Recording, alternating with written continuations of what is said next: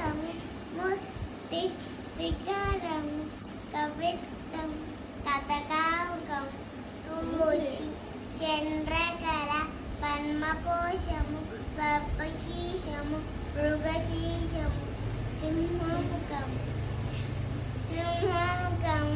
లాంగూరము శూలవర్ణము చతురము భ్రమరము హంసాస్యము హంసకక్షము కందంచము ముకూరము తామ్రచూరము క్లిశూలము హస్తావింశతి హస్తానాం ఏవం నామాయి వైక్రమాత్. ఈ 28 హస్తములను అవినే దర్పణంలో నందికేశ్వరుని చేత